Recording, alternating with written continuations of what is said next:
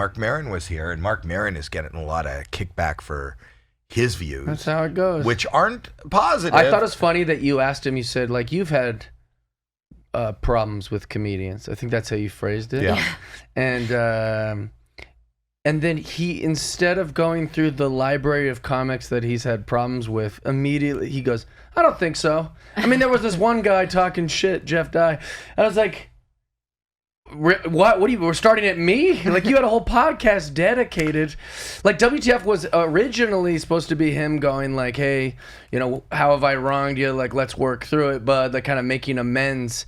But he didn't think of any of those scenarios. He immediately went to a guy that he didn't even know the name of, allegedly, until like a week ago. A week before it. I think that's because, and one of the reasons he brought that up, did he post or did you post on Instagram? You ran into him in the hall at the Comedy Store in the back. I posted that we buried it. That things were good. Yeah, right. Yeah. So, and that's what fascinated me. Sure. And that's what I brought. That's the story we should be telling. But I didn't know there was a fight. So I just saw, and the way you posted it, you said you were burying the hatchet, and I think I was trying to insinuate what was the hatchet. Oh, yeah. So maybe he knew you were talking about that. I didn't tell him that, but that was the thing. Oh, yeah. This is before, you know, he was promoting his special, and you know, now he's just going after everyone. It's crazy. Austin and all those I other don't know people. why he'd choose to do that.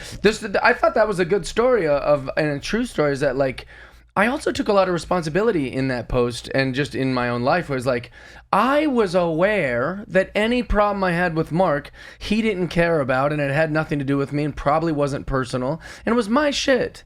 What I have no idea what it was. It was just when I was young, I looked up to him, and he was very rude to me. That's the whole story.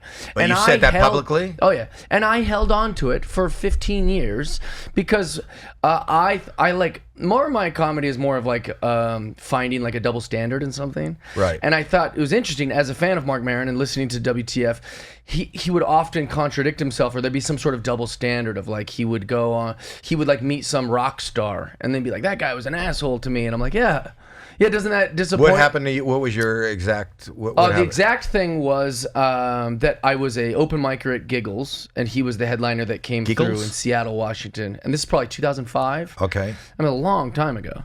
And that's all it was. It just didn't go the way I wanted it to go. You went up to him? Oh, so I was one of the opening comedians. I was terrible. I probably had no business doing a weekend, but I was like an open micer and like hungry and excited. I'm not going to tell them no. They asked me to open. I go, yeah.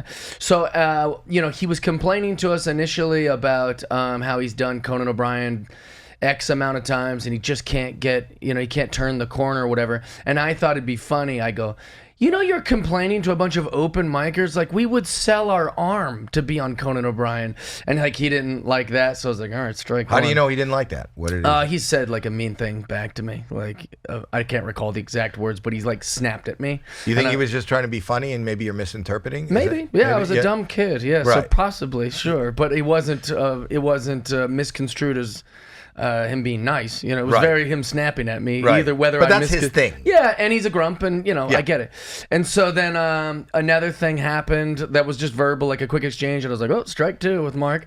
And then when I got on stage, I was actually having a good set because his audience is fantastic, and it was like sold out, and I'm used to performing for like 10 friends at an open mic. So I was doing pretty well.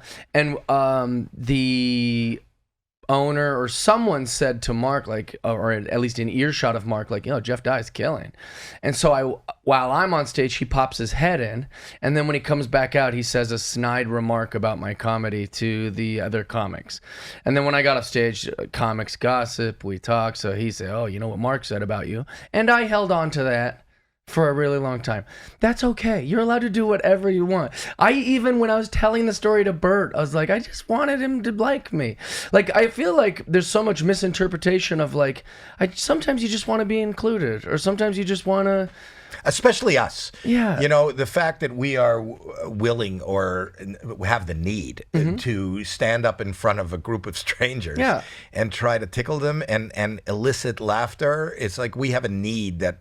It'd be nice to not have this need. But it's okay. It's like when you leave your house in the morning, no matter what you are, you just kind of hope the day goes good. You hope no one fucks with you. You hope that like you can have a peaceful day. And so like people forget that about comics because I'll say political things or I'll say like a salacious joke or seems like I have an extreme opinion. But if you just met me, you'd be like, Jeff's pretty nice and he's like a harmless guy. So I just think that all got kind of lost. But that's 20 years ago.